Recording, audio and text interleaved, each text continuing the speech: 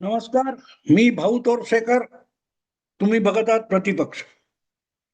मित्रांनो, शीर्षक वाचलं असेल तर तुमच्या लक्षात येईल की शरद पवार मोदींच्या एनडीए मध्ये चाललेत या संदर्भात मला बोलायचंय.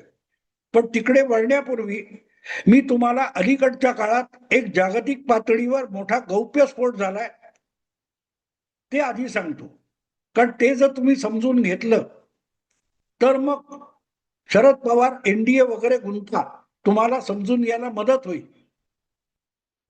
ज्यांना अशा राजकारणाची जी गुंतगुंत असते त्याचा एकही धागा पकडता येत नाही, ते आपल्याकडे राजकीय विश्लेषक म्हणून प्रसिद्ध आहेत आणि त्यामुळे अशा विश्लेषकांनी व्यक्त केलेली मतं ही नेहमीच चुकत असतात. मी माझ्या परीने आपण चुकू नये याचा प्रयत्न करत असतो. मित्रांनो, आपला शेजारी पाकिस्तानच्या लगत एक देश आहे, त्याचं नाव आहे इराण.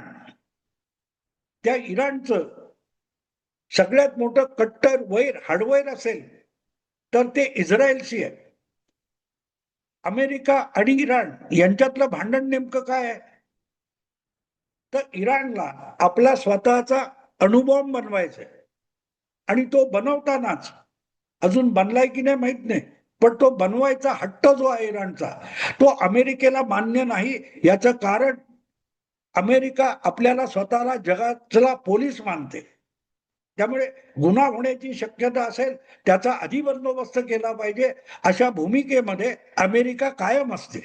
आणि म्हणूनच कोणीही अणुबॉम्बची निर्मिती करत असेल त्याच्याकडे अमेरिकेची वक्रदृष्टी वळते. आणि म्हणूनच इराण जेव्हा आपला अणुबॉम्ब बनवायला बघते तेव्हापासून अमेरिका आणि इराण यांच्यातलं हार्डवेअर सुरू झालेलं आहे. आता गंमत अशी आहे की इराणने कधीही असं म्हटलं नाही की आम्ही अणुबॉम्ब बनवणार आणि अमेरिकेवर टाकणार. खरं तर अशा धमक्या सातत्याने उत्तर कोरियाचा तो जो कोणी आहे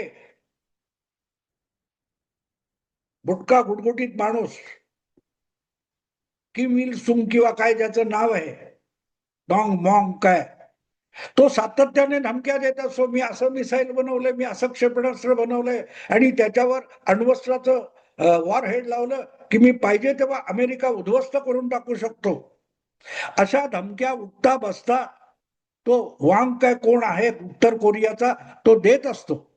तरीही त्याच्याशी समोरासमोर बसून पहिल्या टर्म मध्ये डोनाल्ड ट्रम्प यांनी बातचीत केली होती, पण त्याच्यावर कधीही हल्ला करण्याची हिंमत अमेरिकेने केली नाही. आज सुद्धा ट्रम्प हा काय उत्तर कोरियाचा मित्र वगैरे नाही आहे. पण मग इराणशी अमेरिकेचं वैर काय आहे? त्यांनी अणुबॉम्ब बनवणे हा हट्ट योग्य आहे, चांगला आहे, तोही मान्य आहे.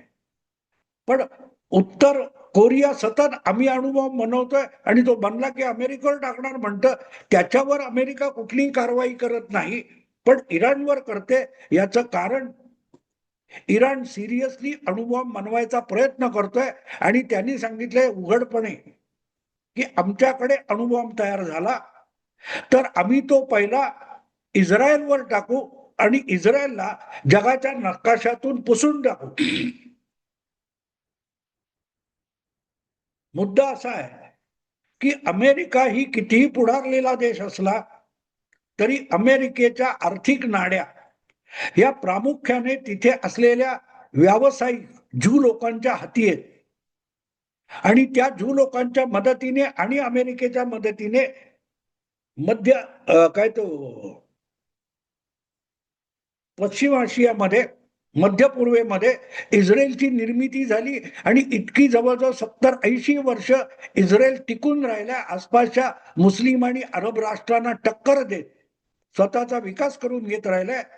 त्याचं मुख्य कारण त्याच्या पाठीशी खंबीरपणे अमेरिका उभी राहिलेली आहे. आणि अमेरिकेतला सर्वात श्रीमंत वर्ग, अमेरिकेचं अर्थकारण हलवणारा आणि चालवणारा जो ज्यू व्यावसायिक समाज आहे तो इस्रायलच्या मागे उभा आहे.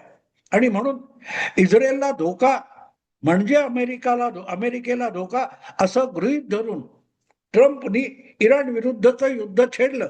पण हा सगळा भाग मी पार्श्वभूमी तुम्हाला एवढ्यासाठी सांगितली की इस्रायल हा इराणचा जागतिक घोषित असा शत्रू आहे आणि त्याच इस्रायलने जगात अनेक धाडसी चमत्कार केलेले आहेत. आपल्याला शत्रूंना घरात गाठून त्यांच्या घरात किंवा घराच्या बाहेर नेऊन कसं निकालात काढले याच्या कथा प्रसिद्ध आहेत. इस्रायलची गुप्तचर संस्था मोसाद जगभरामध्ये आपल्या नावाने थरकाप उडवते. मध्यंतरी 2 वर्षापूर्वी असेल मला वाटते, इस्रायलने एका क्षेपणास्त्र हल्ल्यामध्ये इराणच्या सगळ्या महत्वाच्या सेनापतींना एक क्षेपणास्त्र हल्ल्यामध्ये वाईपआउट करून टाकलं होतं. आणि इतकी बारीक सारीक माहिती इराणमध्ये की इराणच्या सरकारमध्ये, इराणच्या सत्ताधीशांमध्ये एकमेकांकडे संशयाने बघावं अशी परिस्थिती इस्रायलने निर्माण केली होती. कारण इराणचे माजी राष्ट्राध्यक्ष मोहम्मद अहमद निजाद यांनी तर त्यानंतर उघडपणे आरोप केला होता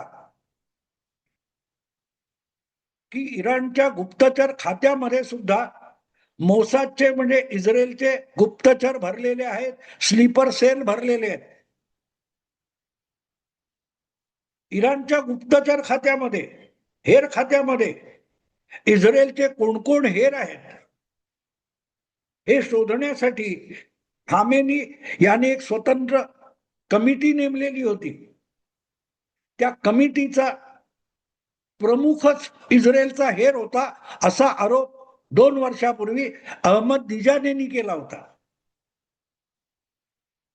अहमद निजाद हे लागोपाठ 2दा इराणचे राष्ट्राध्यक्ष म्हणून निवडून आले होते आणि त्यांनीच अगदी अमेरिकेचं उघडपणे शत्रुत्व पत्करलं होतं. आणि एवढंच नाही तर असं असताना अमेरिकेमध्ये संयुक्त राष्ट्रसंघाचं जे मुख्यालय आहे त्याच्या वार्षिक सर्वसाधारण सभेत जाऊन इस्रायलला आणि अमेरिकेला सुद्धा धमक्या दिलेल्या आहेत.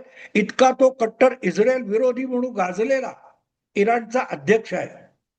पण आज तुम्हाला माहितीये काय परिस्थिती आहे?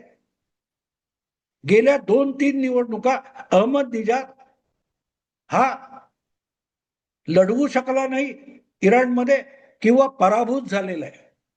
तो इराणचा माजी राष्ट्राध्यक्ष आहे आणि आज सध्या मी बोलतोय त्यावेळेला असं म्हटलं जातं की अहमद निजाद हा इराणच्या गुप्तचरांच्या कस्टडीमध्ये आहे, त्याला कोठडीत बंद केलेला आहे. आणि त्याचं कारण माहितीये तुम्हाला?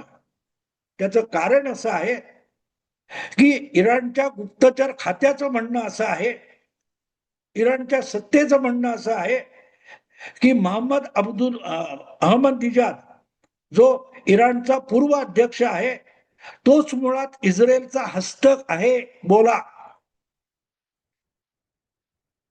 इराणचा 8 वर्ष अध्यक्ष असलेला माणूस हाच शत्रू राष्ट्राचा हस्तक असल्याचा आरोप होतो. आणि असंही सांगितलं जातं की त्याला सुरक्षितपणे इराणमधून पळवून इस्रायलमध्ये न्यायचा प्रयत्न मोसाद करत होती, पण तो फसला आणि अहमद निजाद हा इराणच्या गुप्तचरांच्या तावडीत सापडला. म्हणून तो आज कोठडीत आहे आणि त्याच्याकडून माहिती घेतली जाते. हा एवढं मी सगळं बोललो हे एनडीए आणि शरद पवार यांच्याशी संबंधित नाहीये. पण त्याचा अर्थ कळतो का तुम्हाला? त्याचा अर्थ असा की इस्रायल जरी इराणला आपला शत्रू मानत असला आणि इराण इस्रायलला आपला हाडवैरी आणि कट्टर शत्रू मानत असला तरी एका शत्रूने दुसऱ्या देशाच्या राष्ट्राध्यक्षपदी आपला हस्त काढून बसवला होता. आता बोला, कळतंय तुम्हाला? पडद्या आड गुप्तचरांच्या कारवाया कुठल्या लेव्हलवर चालतात हे तुम्हाला कळावं म्हणून ही पार्श्वभूमी सांगितली. अहमद निजाद सुद्धा नित्य नेमाने इस्रायलला शिव्या घालत होता, अगदी युनोच्या मंचावर जाऊन पण व्यवहारी पातळीवर तो इस्रायलचा हस्तक होता. आणि 2 वर्षापूर्वी त्यानेच आरोप केलाय की इराणच्या गुप्तचर खात्यामध्ये मोसादचे हस्तक शोधण्यासाठी कमिटी नेमली, त्याचा प्रमुख सुद्धा आणि त्या कमिटीतले बहुतेक लोक सुद्धा इस्रायलचे हस्तक होते. हे सगळं अहमदनिजादला कुठून कळलं? अहमदनिजादला कुठून कळलं? सांगायचा मुद्दा असा की ज्या वेळेला शत्रू गोटात मोक्याच्या जागी आपला माणूस बसवायचा असतो, तेव्हा तो आपला मित्र आहे हे जागतिक पातळीवर सांगता येत नाही, उघडपणे सांगता येत नाही. तो आपल्या शत्रू गोटात बसतो. तो धुरंधर सिनेमा बघितला असेल तर ज्या वेळेला तो जिस्करत म्हणजे हमजा अली मझारी याला सुरक्षितपणे भारतात पाठवायचं असतं, त्याला विमानतळावर आणून सोडणारा माणूस जमील जमाली हा पाकिस्तानच्या राजकारणातला एक मोठा खिलाडी दाखवलेला आहे आणि तोच भारताच्या गुप्तचर खात्याचा हस्तक असतो. अहमदनिजाद हा तसाच मोसादचा इराण मधला हस्तक होता असं इराणी हेर खात्याचं म्हणणं आहे. कारण मोक्याच्या जागी बसलेला शत्रू गोटात मोक्याच्या जागी बसलेला आपला हस्तक हा मोठ्या सैन्यापेक्षाही मोठे घातपात घडवून आणू शकत असतो. शत्रूची मोठी हानी त्यांच्यात घुसलेला आपला हस्तक करत असतो. हे मी एवढ्यासाठी सांगितलं. ही सगळी पार्श्वभूमी तुम्हाला एवढ्यासाठी सांगितली की एनडीए मध्ये आलेले शरद पवार जितके मोदी शहांना उपयुक्त नाहीत, 8 खासदार शरद पवारांच्या इकडे मत देतील एवढा क्षुल्लक स्वार्थ शरद पवारांकडून अमित शहा किंवा नरेंद्र मोदी बाळगत नाहीत. पवारांसारख्या मोठ्या माणसाकडून, दिग्गज माणसाकडून 8 खासदारांची अपेक्षा करायची, एवढे मोदी आणि शहा नावाचे 2 गुजराती बुद्धू व्यवहारी नाहीत, ते व्यवहारी आहेत. त्यामुळे शरद पवारांकडून घवाड मिळालं पाहिजे. 8 खासदार आणि 20 आमदार, 10 आमदार नव्हेत. हे भुरट्या पत्रकारांना कळणार नाही. शरद पवारांची व्हॅल्यू चमचेगिरी करण्यातून समजत नसते. शरद पवार ज्या प्रकारचे डावपेच गेम खेळू शकतात, त्यांचा वापर कुठे आणि कसा करायचा हे पत्रकारांच्या सल्ल्याने अमित शहा आणि नरेंद्र मोदी करत नाहीत. 2/3 बहुमतासाठी पवारांचे 8 खासदार उपयोगी आहेत. पवार इतके क्षुल्लक वाटतात तुम्हाला? अरे पवारांची चमचेगिरी करता तुम्ही. त्यांचं मोठेपण तरी समजून घ्या. पवारांचं मोठेपण एक पक्ष, 10 आमदार, 8 खासदार एवढ्या पुरतं मर्यादित नाहीये.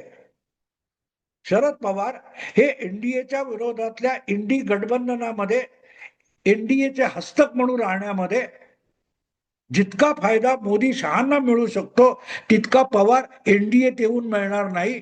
एनडीएत आले पवार, त्यांचा उपयोग संपला. शत्रू गोटात आपला हस्तक असतो, तो तिथे धोक्यात आला की त्याला सुखरूप बाहेर काढलं जातं. जसं त्या जसकिरत म्हणजे हमजा अली मझारीला बाहेर काढलं गेलं, पण परत आल्यानंतर हमजा अली मझारीने काय केलं कोणाला माहित नाही. त्याची कथा कुठे? रवींद्र सिंग नावाचा आपला रॉचा एक अधिकारी सीआयएने फोडला. तो नेपाळ मागे अमेरिकेला पळून गेला. त्याला गुपचूप दुसरी आयडेंटिटी देऊन अमेरिकेत सुरक्षित करण्यात आलं. पुढे त्याचं नाव कोणी ऐकलं नाही. आपला हस्तक शत्रू गोटात असतो तोपर्यंत उपयोगी असतो, पण तो जगाला कळला की तो आपल्यासाठी निरुपयोगी होतं. इतकं गुप्तचर खातं आणि राजकारण निर्दय आणि निष्ठुर आहे. आणि म्हणूनच इंडी अलायन्स मध्ये काँग्रेसच्या जवळ राहून, काँग्रेसच्या गठबंधनात राहून तिथे घडणाऱ्या बारीक सारीक गोष्टी, त्यांचे डावपेच हे इंडियाला कळवू शकणारा माणूस हा मोदी शहांसाठी महत्वाचा आहे, ना की शरद पवारांचे 8 खासदार. शरद पवार इंडी अलायन्स मध्ये काँग्रेसच्या गठबंधनात असणं हे म्हणूनच मोदी शहांसाठी अत्यंत उपयुक्त गोष्ट आहे. उपयुक्त गोष्ट आहे. पवारामुळे एनडीएची ताकद वाढत नाही, पण पवार इंडिया अलायन्स मध्ये असल्यामुळे इंडिया अलायन्स जितकी पोकळ होते, पोखरली जाते, तो एनडीएचा किंवा मोदी शहांचा राजकारणातला फायदा असतो. हे समजण्यासाठी थोडंफार कुटील राजकारण माहिती असलं पाहिजे. इकड तिकडच्या उखाड्या पाखाड्या काढण्याचा धंदा करणाऱ्यांना इतकी गहन गोष्ट, गहिरी गोष्ट कळूही शकत नाही. नाही कळू शकत.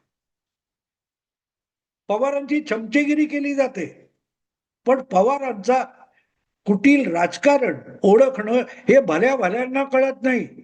पवार गुगली टाकतात, भाकरी फिरवतात.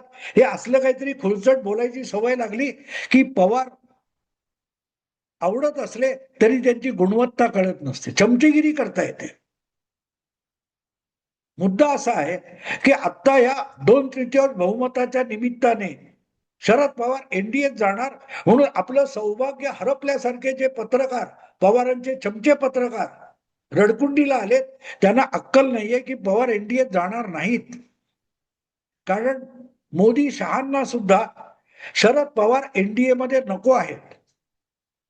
शरद पवारांची किंमत इंडिया अलायन्स मध्ये जितकी आहे मोदींसाठी किंवा अमित शहाच्या डावपेचांसाठी, तितकी किंमत एनडीए मध्ये आलेल्या पवारांची नसते, उपयुक्तता पण नसते. आणि म्हणून एक गोष्ट लक्षात घ्या, चिंतातूर होऊ नका. चिंतातूर होऊ नका. पवार कुठल्याही परिस्थितीमध्ये एनडीए जाणार नाहीत. तळ्यात मळ्यात खेळत राहतील. एनडीएला दुखावणार पण फारसं नाही, पण एनडीएत जाणार नाही. तुमच्या तथाकथित फुले शाहू आंबेडकर विचारधारेची निष्ठा वगैरे दाखवण्यासाठी नाही मित्र. पवारांनी इंडिया अलायन्स मध्ये राहणं ही उद्धव मोदी आणि शहा यांची योजना आहे, त्यांची योजना आहे. कारण तिथे सगळ्या महत्वाच्या मीटिंगला पवार उपस्थित राहू शकतात, सल्ला मशवरा देऊ शकतात, प्रसंगी चुकीचा सल्ला देऊ शकतात. कळतंय? तेव्हा मोदी शहांना एनडीए मध्ये पवार साहेब नकोत. ते इंडिया अलायन्स मध्ये राहावे हीच मोदी शहांची प्रामाणिक इच्छा आहे. मित्रांनो, आता थांबतो. आवडलं लाईक करा, शेअर करा आणि प्रतिपक्षाला सबस्क्राईब करा. नमस्कार.